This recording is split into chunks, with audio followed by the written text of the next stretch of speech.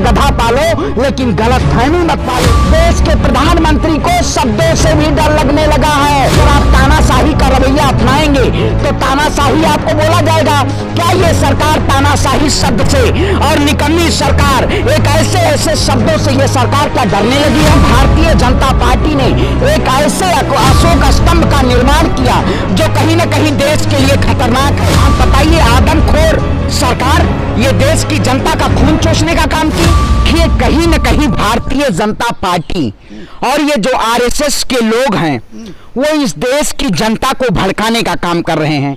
आखिर बात बताइए, जब मोहन भागवत जी का बयान आता है, क्या ये देश में हिंसात्मक जो राजनीति हो रही है, ये कहीं ना कहीं भारतीय जनता पार्टी इस राजनीति को एक ऐसे पायदान पे ले जाना चाहती है कि देश में हिंसात्मक हमेशा हिंसा फैलती रहे और देश की अस्मिता को ठेस पहुंचती रहे और भारतीय जनता पार्टी उस पर सियासत करती रहे। इन्होंने जिस तरह से सियासत करने का काम किया है, पूरे देश का माहौल जिस तरह से भारतीय जनता पार्टी ने इस देश को एक ऐसे पायदान पे लेकर जाके खड़ा कर दिया है कि आज भारत जल रहा है। चाहे वो महंगाई की बात हो, चाहे हिंसा की बात हो, चाहे बहुत सारे मुद्दों की बात हो, भारतीय जनता पार्टी कई मुद्दों को दबा के एक नए मुद्दे को लाके इस देश की जनता के सामने प्रस्तुत करना चाहती है।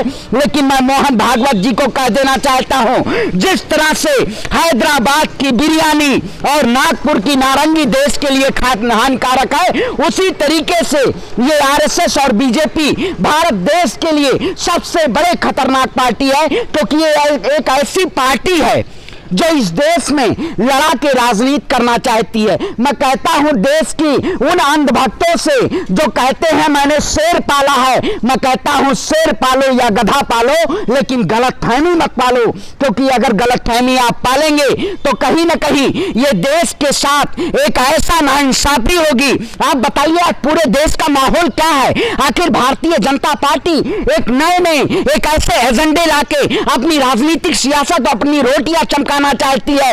अब तो आपने देखा होगा, देश के प्रधानमंत्री को शब्दों से भी डर लगने लगा है। अब संसद भवन में कुछ ऐसे शब्द हैं जो कहीं उपयोग नहीं कर सकते हैं। आप बताइए, अगर आप तानाशाही का रवैया अपनाएंगे तो तानाशाही आपको बोला जाएगा। क्या ये सरकार तानाशाही शब्द से और निकम्मी सरकार, एक ऐसे शब्दों से ये सरकार क्या डरने लगी है? सबके लिए पंडित जी, खाली एक पार्टी या एक विशेष के लिए नहीं, सभी के लिए है कि सम्मानजनक शब्दों का उपयोग हो संसद में, तो क्या बुराई? देखिए, आप बताइए, अगर सम्मानजनक की बात होती है, मैं कहता हूं अभी सरकार ने अभी एक नए सेंट्रल विस्टा प्रोजेक्ट के जरिए देश के प्रधानमंत्री जी ने, आपने देखा होगा, अशोक स्तंभ का इन्होंने अनावरण किया।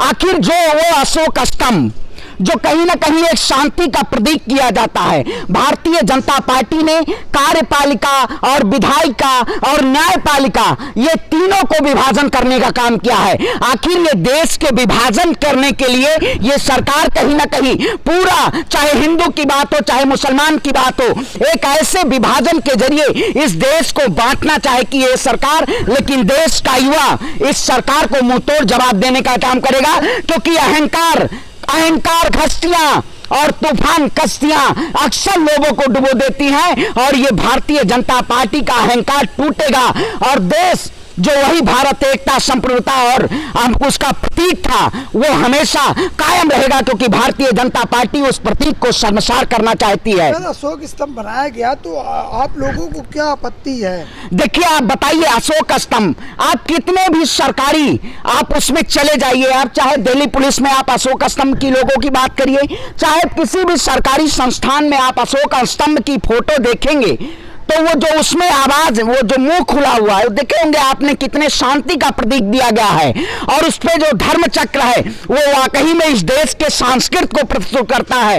लेकिन भारतीय जनता पार्टी ने एक ऐसे अशोक स्तंभ का निर्माण किया जो कहीं ना कहीं देश के लिए खतरनाक है, क्योंकि ये लोग, आप बताइए, आदमखोर सरकार ये देश की जनता का खून चूसने का काम की ऐसी सरकार जो कहीं न कहीं आज एक ऐसे अनावरण के जरिए आज जो देखिए नरेंद्र दामोदर दास, आप अब उनको मत कहिए, सम्राट नरेंद्र दामोदर दास मोदी का जो अशोक स्तंभ है वो देश की जनता देख रही है, और सम्राट अशोक का जो स्तंभ है वो देश की जनता पहले देख चुकी है। ये कहीं न कहीं भारतीय जनता पार्टी बंटवारे के जरिए इस देश का विभाजन करने के लिए, पूरे देश के लिए है, इसमें मोदी जी का पर्सनल नहीं है। मोदी जी का पर्सनल, मोदी जी का, सुनिए देश के लिए मोदी जी ने कौन सा देश का सोचा? अगर मोदी जी देश के लिए सोचे, मोदी जी देश के लिए सोचे, अगर मोदी जी देश के लिए सोचते तो कहीं ना कहीं आज देश में महंगाई की बात करनी चाहिए थी, देश में बहुत ऐसे सारे मुद्दे थे उस पर बात करनी चाहिए थी, लेकिन ये सरकार कहीं ना कहीं सेंट्रल विस्टा प्रोजेक्ट के जरिए नए संसद भवन का, आप बताइए नरेंद्र मोदी जी फोटो जी भी ना कहा जाए, जो बन रहा वहां अशोक स्तंभ बना उसके चक्र के सामने फोटो खिंचाया जा रहा है। आखिर आप बताइए, फोटो जी भी नहीं कहेंगे, आप बताइए देश की जनता आज रोटी कपड़ा मकान के लिए मर रही है, देश में महंगाई चरम पे है, देश में कर्ज डूबा हुआ है। फोटो खिंचवा ली, अरे भैया फोटो आप बताइए, सबसे ज्यादा सबसे पहले मोदी जी फोटो खिंचवाएंगे और कोई काम नहीं करेंगे, क्योंकि इन्होंने देश की जनता को लूटने का काम किया है। आप बताइए सत्ता में बैठे हुए हैं और आप सत्ता में देश में शिक्षा की बात नहीं करेंगे, स्वास्थ्य की बात नहीं करेंगे, लेकिन देश में बेरोजगारी पे बात नहीं करेंगे, और ऐसी ऐसी योजना, सुनिए ऐसी ऐसी योजना ला के और देश के युवाओं को बरगलाने का काम करेंगे, देश की जनता के साथ आप गद्दारी करेंगे। मोदी जी के हर काम से आपको क्यों? देखिए मोदी जी अगर अच्छा काम किए होते तो कहीं ना कहीं मोदी जी के काम से हम खुश होते, लेकिन मोदी जी ने कोई काम अच्छा नहीं किया। 8 साल में देश का बंटाधार किया, और ये बंटाधारी और विनाशकारी सरकार है। वही एक कहावत है, विनाश काले विपरीत बुद्धि। अब देश के प्रधानमंत्री की सत्ता की कुर्सी छीनने वाली है तो बौखलाए हुए हैं, ये सोच रहे हैं संसद भवन बना दीजिए, बहुत सारे ऐसे अपने चिन्ह बना दीजिए कि यहाँ ये लगे कि हाँ देश के प्रधानमंत्री थे। विकल्प नहीं है मोदी के अलावा। अरे देश में जब आपने देखा नहीं, विकल्प तो श्रीलंका में भी नहीं था।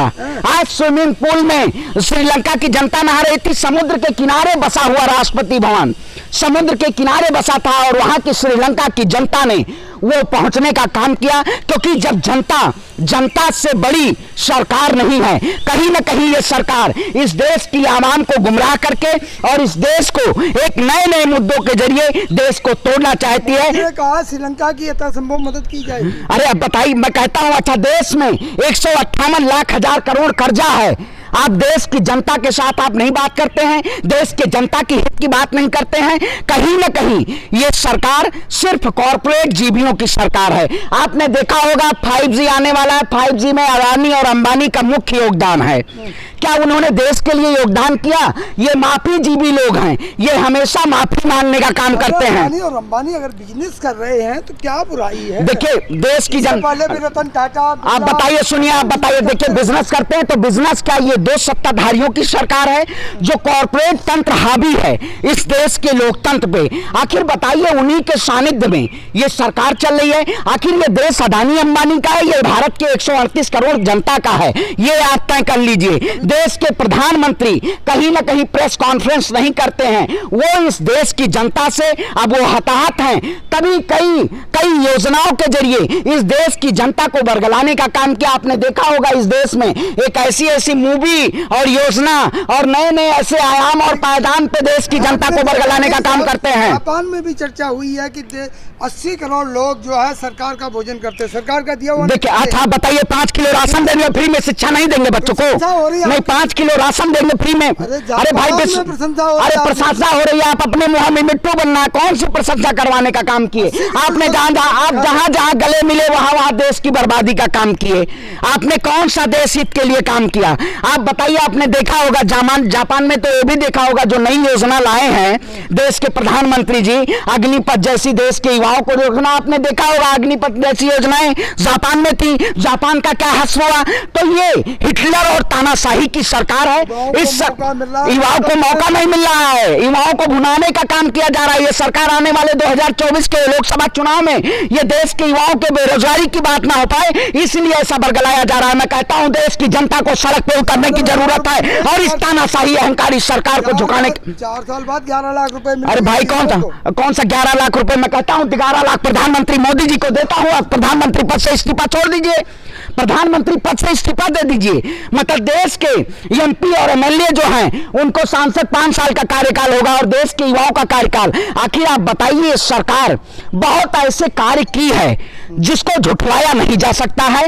इस सरकार ने कहीं ना कहीं देश के साथ एक ऐसे स्तर पे कार्यकृति करने का काम किया है क्योंकि 8 साल में देश का विकास नहीं हुआ, इन्होंने देश का विनाश करने का काम किया है। और ये सरकार जब तक भारत देश की जनता इस सरकार को सत्ता से बेदखल नहीं कर देगी तब तक हम चैन नहीं लेंगे, क्योंकि देश का युवा भारत युवाओं का देश है और युवा और किसान जब देश का सरकार की चुनौती देगा तो कहीं ना कहीं सरकार सबसे निचले पायदान पे होगी।